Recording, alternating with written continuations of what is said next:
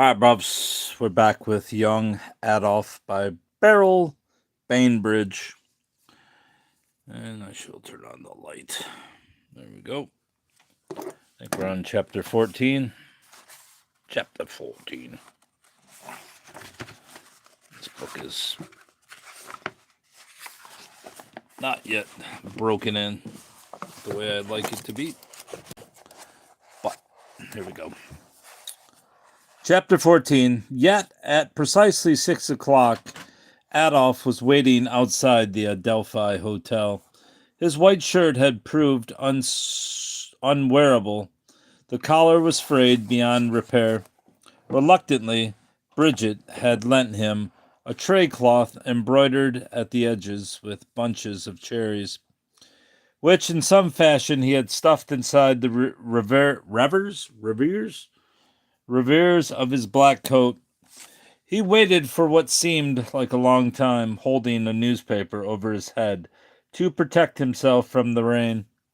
Several times he started to climb the steps towards the commissary, who guarded. Oh, it's the commissioner, pardon. Let me start that again. Several times he started to climb the steps towards the commissioner, who guarded the entrance to the building, and on each occasion he lost courage, halfway up and turned back. He wouldn't risk a rebuff. He constantly rearranged the white cloth more securely inside his coat, fumbling there in the drizzle like a woman adjusting a troublesome shoulder strap. Below him in the main thoroughfare, the pedestrians swarmed amid the tram cars and the bicycles. They surged backwards and forwards across the street, intent on appointments and destinations. Everyone, it seemed, save him, had some place to go, some function to perform. The ramp on which he stood was flooded with light. Along the entire length of the hotel desk, along the entire length of the hotel, dark figures were silhouetted against the brightness, seated at tables, standing, gesticulating. Floor after floor of blazing windows rose into the night. When taxicabs approached the curb, the commissioner hurtled down the steps holding aloft a large brown umbrella. As cabs rolled to a halt, he tugged open the doors and the occupants ducked into the light. What do you got, bruv? Between one dry interior and another, the women hovered for a moment, jostling for space and hoisting their skirts above the wet paving stones. Then Adolf scurried out of their way, fearful of being ordered to move on. His head bent underneath the piece of sodden newspaper. It was torture to him as the women pranced upwards under the bobbing umbrella. He distinctly heard them sniggering. He watched like a beggar as the gentlemen followed more leisurely and entered the revolving doors. Laughter spilled down the steps as they spun round into the glittering foyer. All that remained of their giddy ascent of wealth and privilege was a faint aroma of perfume and cigars. Thanks, Probs. Thinking perhaps that he had misunderstood his brother's instructions, Adolf trailed up the alleyway and loitered outside the tradesman's entrance. From inside came, and the book slides away. From inside came a continuous din of banging doors and voices raised. Round his feet, cats circled, waiting for food. Throwing away his newspaper, he sat on a dustbin for half an hour.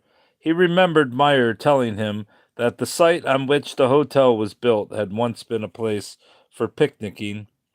It amused him, perched on his bin, overshadowed by cast iron and bricks, the stench of decaying food in his nostrils, and a gush of greasy water from the kitchens and laundry constantly flooding into the gutter, to think that he sat in a strawberry field. It was only when he looked upwards to where the stars should have been that he felt depressed and out of sorts. At last, abandoning all hope of meeting Alois, he stood, shook himself like a dog, and descending the hill again turned into Lime Street. He wasn't too disturbed. After all, he couldn't be blamed. He had survived. He had arrived in the right place at the right time. Bridget would vouch for him.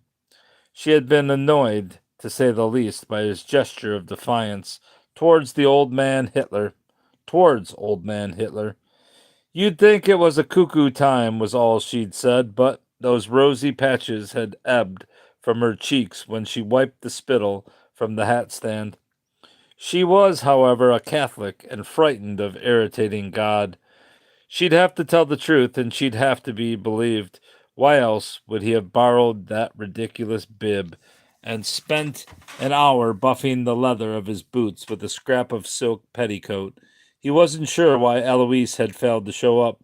Doubtless, at this moment, he was propping up some bar, talking of razor blades. When Adolf crossed the road and began to walk down Church Street, he was revolted to see that the shop windows were filled with seasonal displays. Is it Fanny Hill? No, not quite, but I do plan to read that book sometime.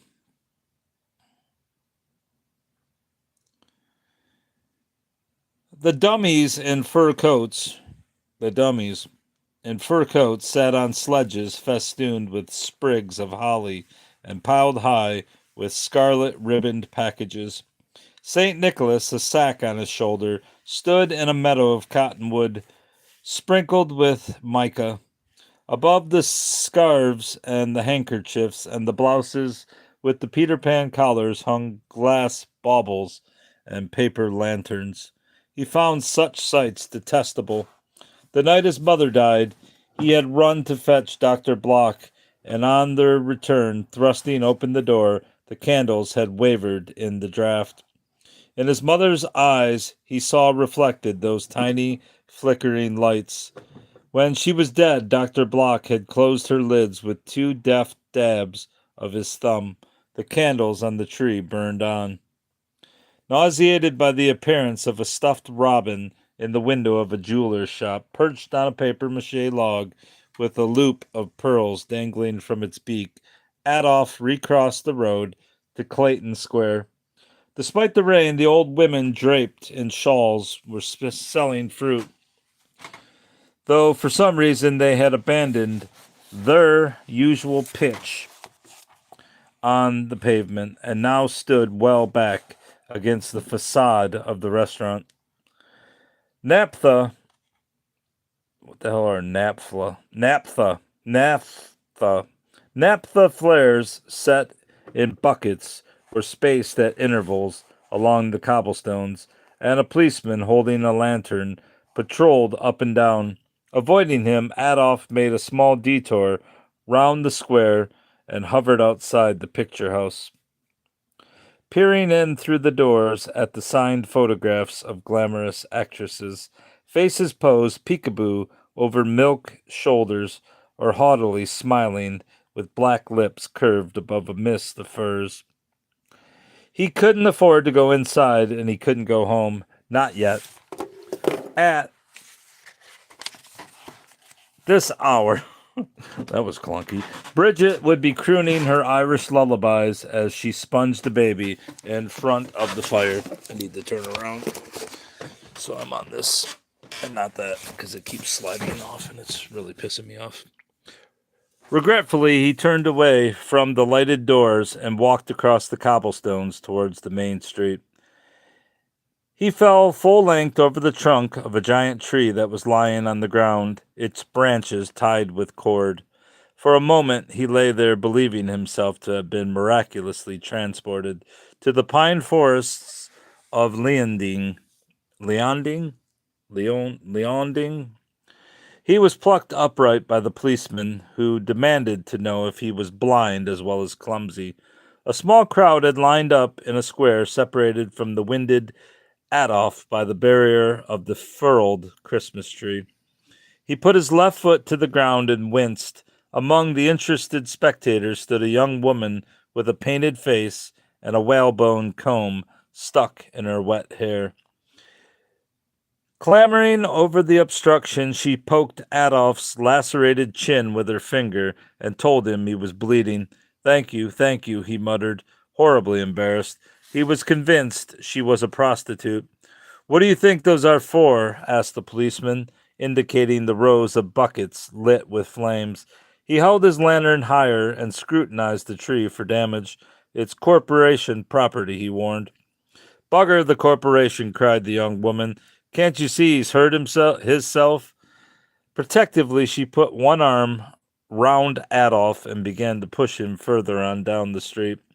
Desperately, he glanced back, and seeing a face he instantly recognized, shouted, Please, I need assistance. The man he so imploringly addressed stared at him, hesitated, and vaulted agilely across the tree. Catching up with them, he spoke to the girl. She frowned, her hand resting on Adolf's waist. Be off with you, ordered the man. At this, the girl, glancing uneasily in the direction of the policeman, relinquished her hold and walked sulkily away. It was then that Adolf realized that he didn't know the bearded man after all. Conscious of some monstrous error, he gazed bewildered into the stranger's blue eyes, and gritting his teeth manfully hobbled off down the street with as much speed as he could muster. Not until he was approaching Hope Street did he slacken his pace. How, he wondered, had he made such a bloomer? The man hadn't known him from Adam. Possibly it had been a trick of the firelight, and yet, he could have sworn it was a face he knew. Mortified, he limped beside the railings of the cemetery, praying he wouldn't meet Dr. Cephalus. Thank God his ankle wasn't badly sprained. Already he felt less pain. It was a mercy, he thought, that he hadn't broken his leg. Alois, being a racing man, would probably have considered it kinder to shoot him. He had decided when he reached the house to sneak into Meyer's room and bathe his foot. He could rest there until Bridget had gone to bed, but when he let himself into the hall, the door to the fiddler's room was open. He caught a glimpse of Mary O'Leary's backside as he crept like a thief up the stairs. What a dilemma. He was anxious to avoid Bridget. Sometime during this upsetting evening he had unaccountably mislaid the tray cloth embroidered with cherries. He wouldn't be at all surprised if the obliging prostitute hadn't whipped it from his breast when she first accosted him. Leaning against the banisters, he removed his boots and, carrying them in his arms, stealthily passed the second landing and continued upwards. It was pitch dark on the third floor. He tapped blindly along the passageway, groping for bolted doors. One was padlocked, and the second, though not bolted in any way, refused to budge. He was frightened of putting his shoulder to the paneling in case he made a noise. With the third and final door at the extreme end of the corridor, he struck lucky. It opened without a sound. Ahead of him, he saw the dull gleam of window panes. Cautiously, he closed the door behind him and limped forwards. He was looking down into the dance hall across the street. For a time, he watched the couples bounding and cavorting under the crimson streamers. He caught himself smiling with second-hand enjoyment. Sheepishly, he glanced away and saw in the street below, leaning against the railings of a house, the solitary figure of a man with his arms crossed upon his chest. He appeared to be staring steadfastly at the shuttered windows of Meyer's room. Though it was too dark to see his features, Adolf knew immediately who he was. I'm afraid, he thought, and he ducked down out of sight, his knees trembling beneath him. For several weeks he had pushed from his mind his encounter with the mysterious stranger on the boat and the apparition of the bearded man on his balcony above the river. Now the nightmare was upon him again. He began to crawl on all fours towards the door. The pressure of the darkness seemed to advance like a tidal wave. He felt he was being pushed backwards. As he scuttled feebly over the rough floorboards, a fearful racket broke out in the house next door. First there was a tremendous banging from below, and then muffled footsteps pounding along passageways. Panic-stricken, Adolf clawed his way up the wall. He couldn't find the doorknob. His fingers clutched something small and metallic, and the next instant electric light flooded the room. He spun round, mouth wide with shock. The only furniture was a mattress on the floor, piled with rolls of paper. Above the window and along the length of the right-hand wall, the plaster was peeling and ringed with patches of damp. Clearly, the room was in the process of redecoration, for the wall to Adolf's left, from skirting board to picture rail, was covered in immaculately stretched paper. He slid downwards on his haunches and stared in puzzlement at the pattern of full-blown roses on a cream ground. Was it possible all along? It was the only logical explanation when he considered Meyer's deliberate questioning of him as to the length of his stay. Forgetting the sinister loiterer in the street below, Adolf crouched dreamily against the door, building shelves in his mind and stacking them with books. He didn't care for roses, but none the less. Without warning, a section of the newly decorated wall collapsed inwards, and, as if fired through a paper hoop, a man with a bandage about his temples shot into the room. Lifting Adolf by the lapels of his coat, he flung him aside and was out of the door and running down the stairs in a matter of seconds.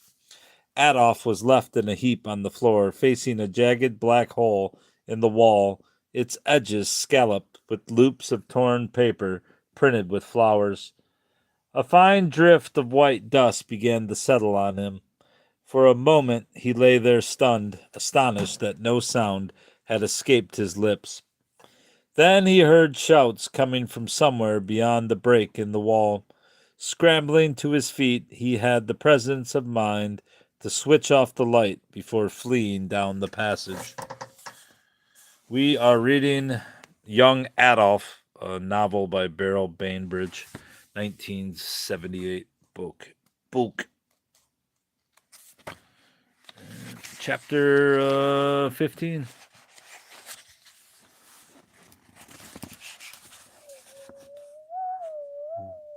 Chapter 15. He could get no sense out of either. Bridget or Mary O'Leary, both of whom happened to be on the second floor landing when he came barefooted down the stairs. They professed to have heard nothing out of the ordinary. Adolf pushed past them and looked excitedly about the sitting room. He had a bandage on his head, he shouted. His shirt was unbuttoned at the front. He tore open his coat and thumped his breast. I saw clearly a triangle of hair just here. Where's my tray cloth? Asked Bridget.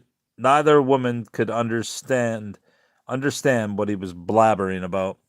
Aren't you ashamed? Admonished Mary O'Leary, gazing flabbergasted at his bare feet and naked chest.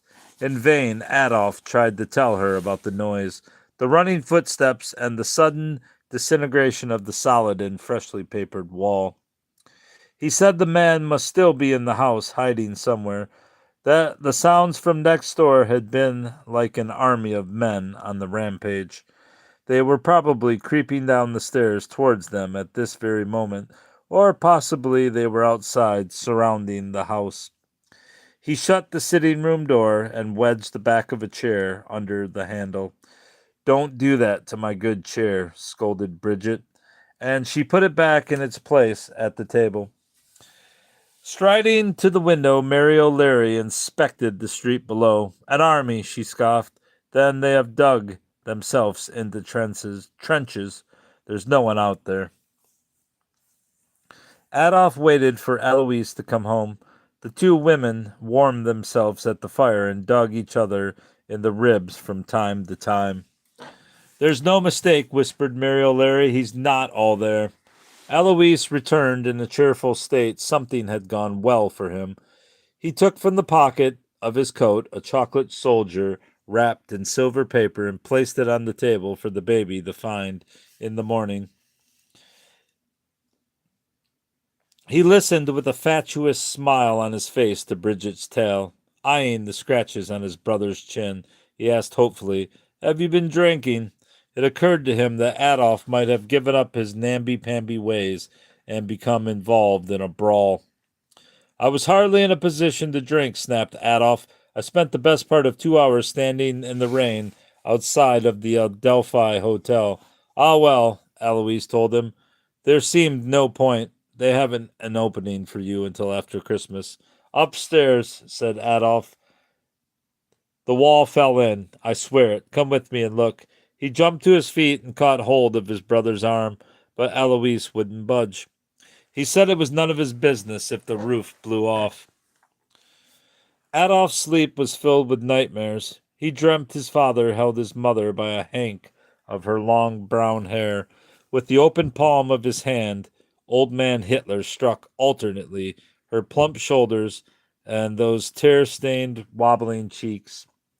Adolf started up from the cushions, convinced he heard the slap of flesh in the stillness of the night. In the morning, before anyone in the house was awake, he left his couch and mounted the stairs. The door on the third floor was ajar. From the end of the passage, Adolf could see his boots placed neatly side by side on the mattress. When he entered the room, he found there wasn't a particle of dust on the rough flooring. Someone had rubbed the toe caps of his boots to a shine. There was no hole in the wall, not the slightest tear or blemish disfigured the smooth surface of the rose-strewn paper.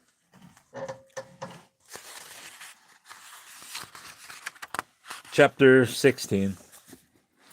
The approach of Christmas unsettled Adolf. He had nothing to contribute. He couldn't bear the tedious conversations centered on food and drink and seating arrangements. Eloise and Meyer were involved in endless discussions concerning a goose they planned to buy. Every Friday, the two men put money into a kitty towards its eventual purchase. Should they wait until Christmas Eve and pick up one cheap just as the street market was closing? Or would they trust the word of the underchef at the Adelphi, who had promised to deliver a prime bird to the house on Christmas morning? What a disaster if he drank himself under the table the night before and never showed up. About the liquid refreshments, they had no such worries. Cephalus wouldn't let them down. Being better off than either of them, he was providing the wine and some cheese. Along with the doctor, a woman called Mrs. Prentice had been invited. She, poor soul, would bring nothing apart from herself and 4 of her 9 children. The festive meal would be devoured off the large scrubbed table in the cellar. "I'm not sitting down with Cephalus," cried Adolf when he heard. "Good," said Eloise. "Let us know when you're leaving." He was constructing. The hell does that mean? He was constructing Darling Pat, a little train on wheels. Oh, there you go. Adolf thought it was a waste of time. Pat would only use it for a teething ring. Eloise might as well hand him a block of wood and be done with it. Not an evening passed without Meyer returning from the hotel, violin case bulging with supplies. Beaming, he spilled forth nuts and raisins and crystallized fruits and Havana cigars, only a quarter smoked. Then Bridget, shrieking with pleasure and alarm, gathered up her precious materials out of harm's way. She was making the baby a new outfit. The table was spread from morning till night with pieces of calico and Scotch wincey and flannelette. Eloise moaned perpetually about the cotton threads adhering to his coat. Finally, as soon as he stepped over the threshold, he took to placing his hat inside a bag fashioned out of newspaper. He said it was damaging the pile, having to attack the brim so regularly with the clothes brush.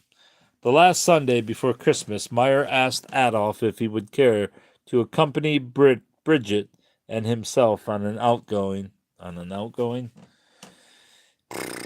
to accompany Bridget and himself on an outing into the countryside. Bridget wanted to forage for pine boughs and holly. In order to decorate the front room, Adolf could search for chestnuts. He accepted, though he would have liked to be alone with Meyer. Anything was preferable to staying home with Eloise, who was confined to bed with a chill. Eloise had a nasty habit of tapping imperiously with his stick on the brass rail of the bed whenever he needed something.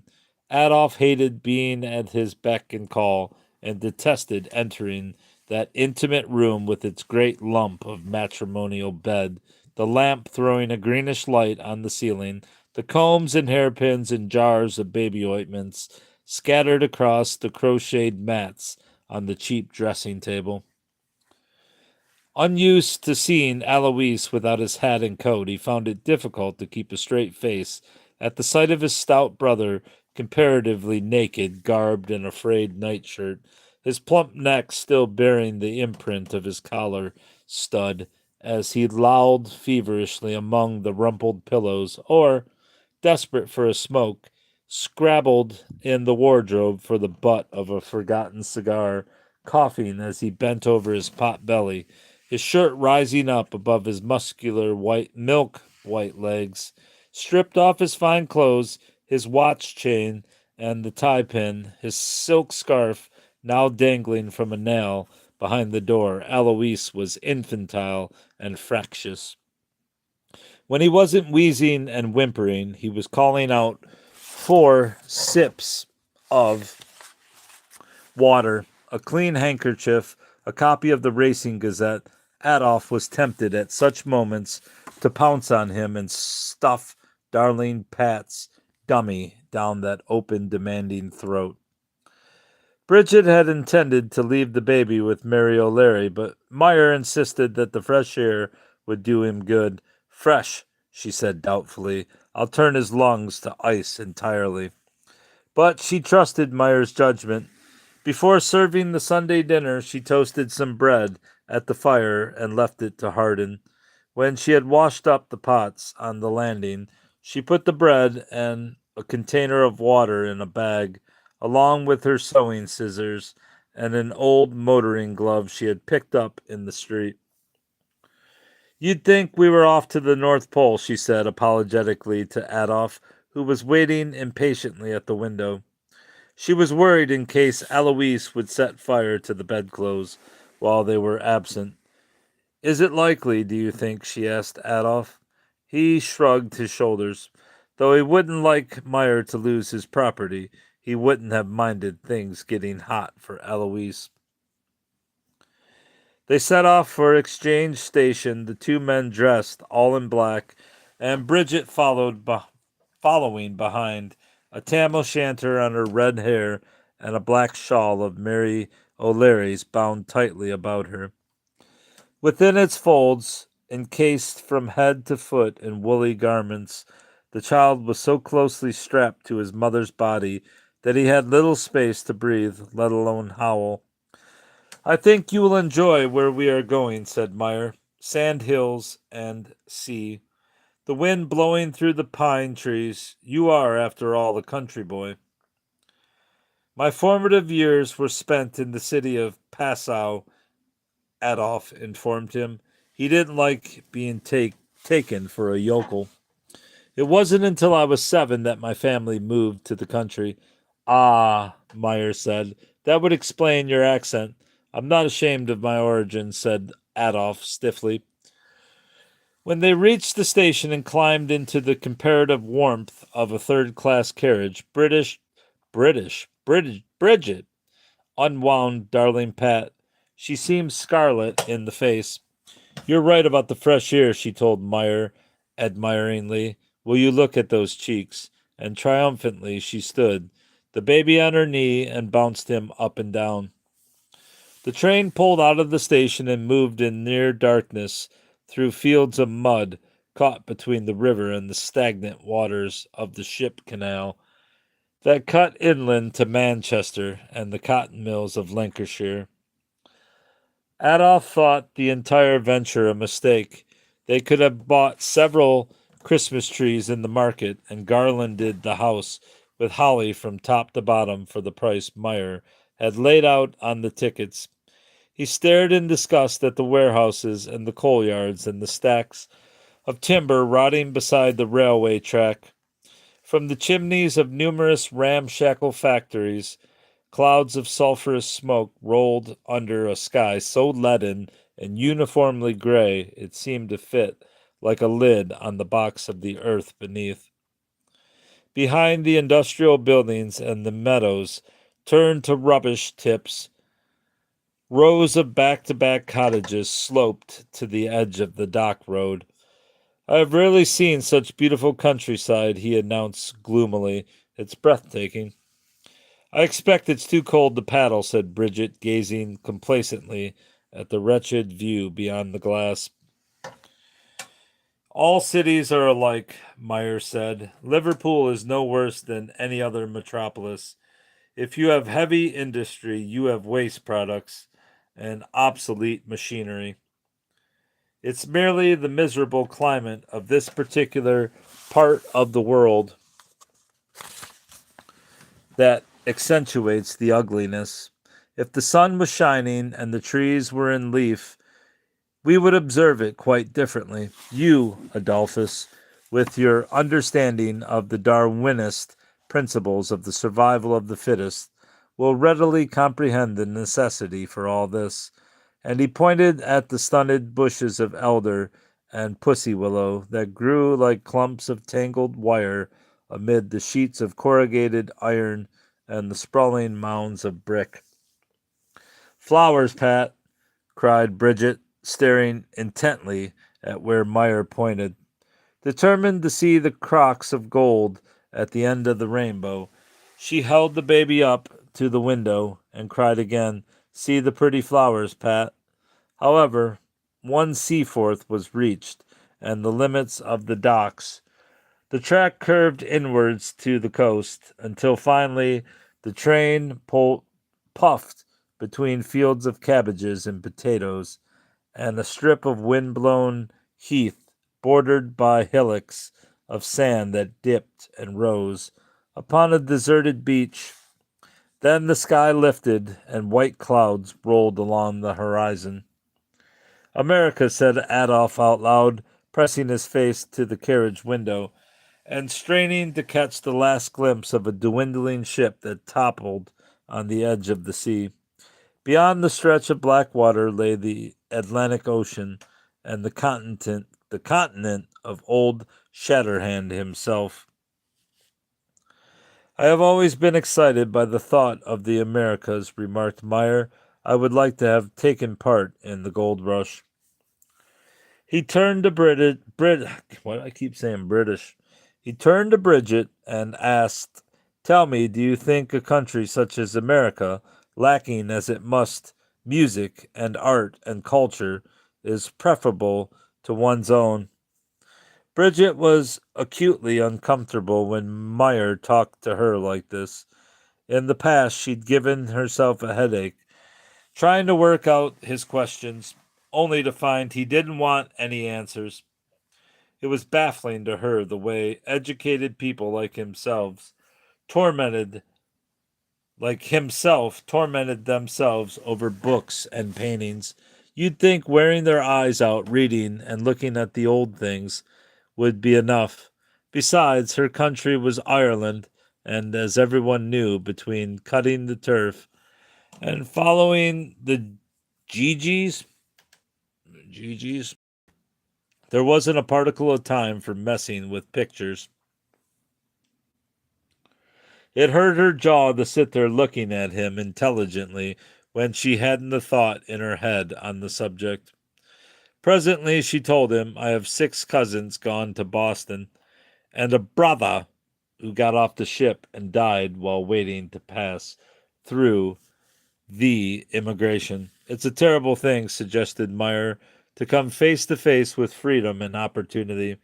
It was terrible for me, Mammy, said Bridget, not knowing if he was buried decent. Shut up, Jared. How long is this next chapter? Too long to continue. Alright, bruvs, that's going to have to be it for now. Unless someone pays me $17 trillion in gold.